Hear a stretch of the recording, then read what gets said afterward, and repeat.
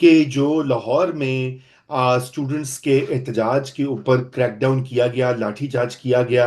वाकया यूं है कि एक प्राइवेट कॉलेज जो है पंजाब कॉलेजेस में की एक जो ब्रांच है गुलबर्ग में, और वो खवातीन के लिए ही है, वहाँ पर ये बहुत ही अफसोसनाक और कंडेमनेबल वाकया सामने आया है कि एक अलेजिड रेप जो है एक सिक्योरिटी गार्ड ने किया एक खातून स्टूडेंट का, फीमेल स्टूडेंट का।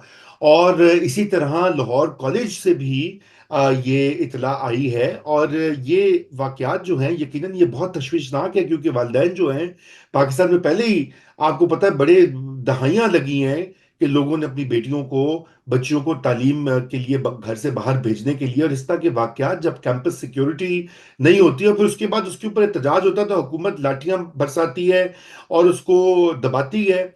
और इसी तरह कल हमने देखा कि सिंध में, अगरचे कि वो एक फर्क मामला था, वो मामला था बेसिकली, आपको मालूम है कि सिंध में जो तौहीन मजहब के ऊपर हलाकतें हुई हैं माजी में, और भी इल्जामात लगे हैं, तो उसके खिलाफ सिविल सोसाइटी ने भरपूर मुजाहरा किया। वहां भी यंग लोगों को तशद्दुद का निशाना बनाया गया। हमारे दोस्त जामी चांडियो की साहबजादी जो हैं, और उनको भी बेईमाना तरीके से सिंध पुलिस ने ट्रीट किया। तो मैं, अमार अली जान मेरे साथ मौजूद हैं, किसी तारुफ की जरूरत नहीं है, आप सब जानते हैं अमार अली जान को।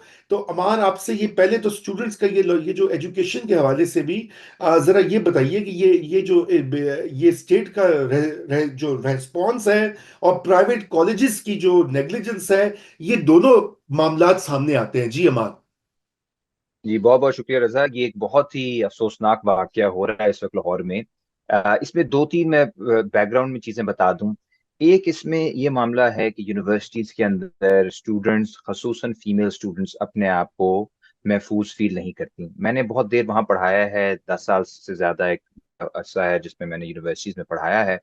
और वहाँ पे जो हरासमेंट कमिटीज हैं वो फाल नहीं हैं, ऑल्दो बाय लॉ उसकी जरूरत होती है और उन्होंने बनाई भी हैं। लेकिन उसको मैनिपुलेट किया जाता है। प्रोफेसर्स बहुत पावरफुल होते हैं, इंतजामिया बहुत पावरफुल होती है। और ये बड़ी कॉमन बात होती है कि फीमेल स्टूडेंट्स एक दूसरे को कह रही होती हैं कि जी अकेले प्रोफेसर एक कमरे में ना जाएं, इंतजामिया से ना मिले। यानी एक पूरा एक डिफेंसिव मैकेनिज्म खुद लोगों ने बनाया हुआ है। और ये बड़े अफसोस की बात है कि आप यूनिवर्सिटी में, जहाँ पे बच्चों को आपने कॉन्फिडेंस देना है, जहाँ पे आपने उनको दुनिया के बारे में सिखाना है, सवाल करना सिखाना है, वहां वो अपने दिफा के बारे में परेशान है। दूसरा मामला ये है कि ये जो प्राइवेट एजुकेशन माफिया है ये बहुत ताकतवर है। ये पंजाब ग्रुप ऑफ कॉलेजेस का आपने नाम लिया है क्योंकि आप लोग इंडिपेंडेंट मीडिया है। आप टीवी चैनल्स को देख लें, इस वक्त किसी भी टीवी चैनल पे नाम नहीं लिया जा रहा। क्यों? क्योंकि उसके जो मालिक हैं वो दुनिया न्यूज के भी मालिक हैं। और हमारा उनसे जी। पाला एक दफा 2021 में पड़ा था मियाँ आमिर से, जिसके बाद जिसमें कुछ स्टूडेंट्स का ऑनलाइन एग्जाम्स के हवाले से कोविड के दौरान प्रॉब्लम हुआ था। और घरों पे स्टूडेंट्स के रेड्स करवा के उन्होंने स्टूडेंट्स को उठवाया था, टॉर्चर करवाया था। These are people who control the state, क्योंकि ये कोई हमारा कोई जनरल स्टेट तो है नहीं, ये तो एक स्पेसिफिक इंडिविजुअल्स के इर्द गिर्द रियासत हमारी घूमती है जो बिल्कुल। पैसा फेंकते हैं। और यही हो रहा है। अब इसके जो तफसीलात हैं वो तो बाद में पता चलेंगी, लेकिन स्टूडेंट्स का गुस्सा क्यों नजर आ रहा है? रूमर्स फैल चुके थे कि ऐसा वाकया हुआ है, उनको दबाने की कोशिश की गई। फिर स्टूडेंट्स को कहा गया कि अगर ये बात बाहर गई तो फिर हम आपको, आपके साथ वो सलूक करेंगे जिसका फिर आपको अंदाजा भी नहीं। और स्टूडेंट्स को जाहिर है 2-3 दिन डराए रखा। आपने कहा कैंपस से बात नहीं, बाहर आपने बात नहीं करनी। उसके बाद जब बात निकल आई तो स्टूडेंट्स, फीमेल स्टूडेंट्स, आज जो एक सीन हुआ है कि जो फीमेल कैंपस पे स्टूडेंट्स खड़ी हुई थी और इंटर के स्टूडेंट्स जो मेल थे, वो अपनी बहुत ही अच्छा एक वाकया है कि फीमेल्स के साथ सॉलिडारिटी में वो बाहर गए हैं उस कॉलेज के। उन्होंने दरवाजा जो है तोड़ दिया है, गेट तोड़ा है, तो फीमेल स्टूडेंट्स आई निकली हैं। उन्होंने फिर एक माल रोड पे, सॉरी कनाल रोड पे मुजाहरा किया। तो ये एक इससे पता क्या चलता है कि लोगों के अंदर गुस्सा है। और उनका सवाल का जवाब देने के बजाय पुलिस उतारी गई, उन्हें मारा गया, धमकियां दी गई। और अब एक अजीबोगरीब सी सिचुएशन बन गई है कि वो कह रहे हैं कि हम 6 बजे तक, उन्होंने कहा था टाइम लिया है पुलिस ने, हम आपको इन्वेस्टिगेशन करके बताएंगे। और साथ साथ उस कॉलेज का जो लाइसेंस है वो भी मनसूख कर दिया गया है। तो बहुत कंफ्यूजन है। एक तरफ इंतजामिया कह रही है ऐसा कोई वाकया हुआ नहीं, दूसरी तरफ दूसरी जानब जो उनका लाइसेंस है वो मनसूख कर दिया गया है। जो बेसिक आर्गुमेंट है, बेसिक मामला है, जो भी इसके फैक्ट्स हैं वो तो सामने आ जाएंगे, लेकिन वो ये है कि हमारे students, they don't feel safe. Sexual harassment committees नहीं मौजूद, मौजूद हैं तो फाल नहीं हैं। उनके पास अपनी कोई नुमाइंदगी नहीं है, स्टूडेंट यूनियंस नहीं है, उनके पास कोई इंडिपेंडेंट स्टूडेंट ग्रुप्स बनाने की इजाजत नहीं है। उनको मुसलसल धमकी दी जाती है। ये जो प्राइवेट एजुकेशन माफिया खास तौर पे है, उसका तालीम से वैसी कोई लेना देना नहीं। उन्होंने पूरा जेल की तरह वो चलाते हैं। वो आपको पता है किस तरह वो लैंड लैंड में जिस तरह इन्वेस्ट कर रहे होते हैं, जिस तरह उधर वो किसानों के साथ डील करते हैं जिनकी जमीन छीननी होती है, उसी तरह वो हमारे जो फ्यूचर के सारे स्कॉलर्स हैं उनके साथ भी उसी तरह डील कर रहे होते हैं। उनको ओबीडियंस बिल्कुल। सिखाते हैं, उनको उनको खौफ सिखाते हैं। तो it's a fight against fear. तो मैं तो बिल्कुल स्टूडेंट्स के साथ हूँ कि वो खुल के बोल रहे हैं। जो भी फिर डिटेल सामने आएंगी वो आ जाएंगी, लेकिन ये एक सिम्टोमेटिक चीज है, एक अलामत है एक बड़े बहरान की।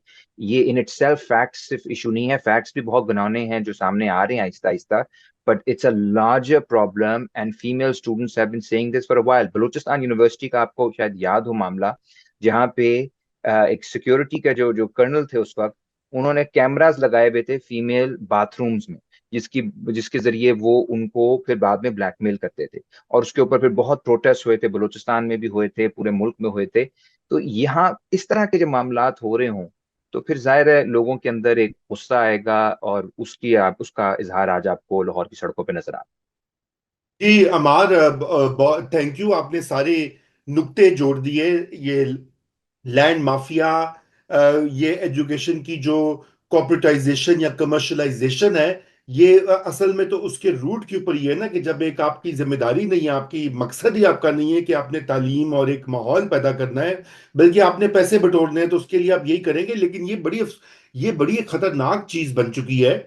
क्योंकि देखें, और जगहों के ऊपर भी इस तरह के स्टूडेंट्स के साथ वाकयात जो हैं वो रिपोर्ट हुए हैं मीडिया में, चाहे वो प्राइवेट स्कूल्स हों, प्राइवेट कॉलेजेस हों। और मेरे ख्याल से इसके ऊपर एक पॉलिसी जो है वो बड़ी क्लियर होनी चाहिए। बहरहाल हम आगे बढ़ते हैं। और कल सिंध में जो हुआ, कराची में जिस तरह से एक एहतजाज करने वालों के ऊपर सिविल सोसाइटी के लोग थे, और वो बड़े जो आपको पता ही है, हमारी ये तो बड़ी एक जबरदस्त चीज हुई कि वहां की सिविल सोसाइटी जो है सिंध की, वो उठ के खड़ी हुई है। उन्होंने कहा ये बकवास जो है, मजहब के नाम के ऊपर तशद्दुद और वायलेंस, इसको बंद करो और लॉ एंड ऑर्डर जो है उसको बहाल करो। तो ये ऐसी चीज के ऊपर तो वहां की पाकिस्तान पीपल्स पार्टी को सपोर्ट करनी चाहिए। उनका अपना एक जो एक पहचान रही है माजी में, वो एक प्रोग्रेसिव पार्टी के तौर पे रही है। लेकिन कल के वाकयात ने तो पूरी, यूं लगता है कि ये बिल्कुल ही एक रिग्रेसिव और ऑप्रेसिव पार्टी बनती जा रही है। देखें, पीपल्स पार्टी का अलमिया ये है कि उसके उसका एक चेहरा है और फिर उसकी एक हकीकत है। जो उन्होंने चेहरे रखे हुए हैं हम जैसे को पागल बनाने के लिए, उसमें बहुत पढ़े लिखे लोग, उसमें एक्सपर्ट्स, उसमें लिबरल बातें करने वाले, लेकिन बुनियादी तौर पे ये अब रूरल सिंध के फ्यूडल्स की पार्टी है। उनकी सोच जो है वो यही कुछ है। उन्हें औरतों से भी मसला है, उन्हें अकलियतों से भी मसला है। आपको मालूम है जब ये डॉक्टर शाहनवाज वाला वाकया हुआ उमरकोट में, तो पीपल्स पार्टी के एमएनए जो थे वो सबसे पहले जाके उन्होंने पुलिस को शाबाश दी कि आपने उस डॉक्टर को कत्ल कर दिया है इन कस्टडी। तो हम्म। ये मामला पे नाज़िम झोंकियों का भी वाकया हुआ था पिछले साल, तो वो भी बड़ा क्लियर था किस तरह बेदर्दी से एक शख्स को मारा गया। तो ये वायलेंस जो है ये बड़ा इंटेग्रल पार्ट बन चुका है पीपल्स पार्टी का, जो सिंध में गवर्नमेंट को मैनेज करने का तरीका है। इसमें दो पहलू हैं जो अब इससे भी ज्यादा अफसोसनाक है। पहला ये है कि ये जो इसको जो इस पूरी मूवमेंट को जो डॉक्टर शाहनवाज को मारने के बाद जो राइट विंग की तरफ से चल रही थी, वो टीएलपी चला रही थी। और वो टीएलपी जो है वो पीपल्स पार्टी के लिए भी खतरा है। तो कुछ समझ नहीं आई कि उनको फैसिलिटेट करने की इस वक्त क्या जरूरत है। जब अगर आपको मसला है तो फिर तो आप ये भी कह सकते हो ना कि नौजवान निकले हैं, ये लड़ने के लिए तैयार हैं, सिंध धरती के लिए जान तक देने के लिए तैयार हैं। तो चले आप इनके पीछे छुप के इनकी सपोर्ट कर दें, अगर आप में इतनी जरूरत नहीं है जो नौजवानों ने दिखाई है। नहीं, बाकायदा जाके उनके साथ वही ट्रीटमेंट की गई जो टीएलपी वालों के साथ की गई। और टीएलपी वाले तो फिर निकल आएंगे, उनका तो बहुत डेप्थ है। तो कल को अभी अमर संधू साहिबा ने एक ट्वीट किया है कि बिलावल भुट्टो उस दिन से डरें जिस दिन टीएलपी वाले या जो इंतहा पसंद हैं वो आसमा भुट्टो के साथ भी वो कुछ कर सकते हैं जो जाम चांडियो की बेटी के साथ हुआ है या सिंधु नवाज के साथ हुआ है।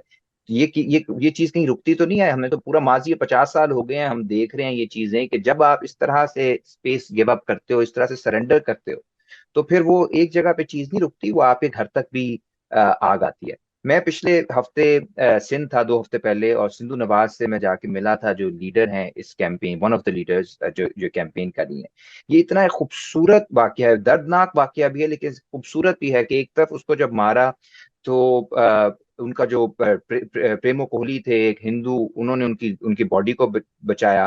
फिर ये सारे सिंध के चंद नौजवान प्रोग्रेसर, जिनमें सिंधु नवाज थी, मसूद लोहार थे, और कुछ लोग थे, अवामी तहरीक के लोग थे, AWP के लोग थे, वो दफनाने गए क्योंकि दफनाने नहीं दे रहे थे। फिर जब उन्हें दफनाया, वहां पे उन्होंने सूफी गीत पढ़े, उन्हें तराने किए मज़ाहमत के, सिंध की तारीख के, एक बहुत, अब वो एक वीक ट्रेडिशन रह गई है सिंध के अंदर, लेकिन उन्होंने अपने आप को रीअसर्ट किया। उसके बाद उमरकोट में रैली का ऐलान किया, और मैं हैरान था कि इन नौजवानों ने, उसमें आलिया बख्शल थी, उसमें सिंधु नवाज थी, उसमें उसमें डॉक्टर शाहनवाज की बेटी थी। और सैफ उन्होंने जब समेजो उमरकोट में रैली सिंगर जो निकाली हैं। तो सै, जी। सैफ समझो तो कल उन्हें मार पड़ी है। इधर उमरकोट हाँ। में हजारों लोग आए थे रैली में। उमरकोट से फिर उन्होंने हम्म। कहा अब हम कराची में जाके रवादारी मार्च करेंगे, सिंध रवादारी मार्च।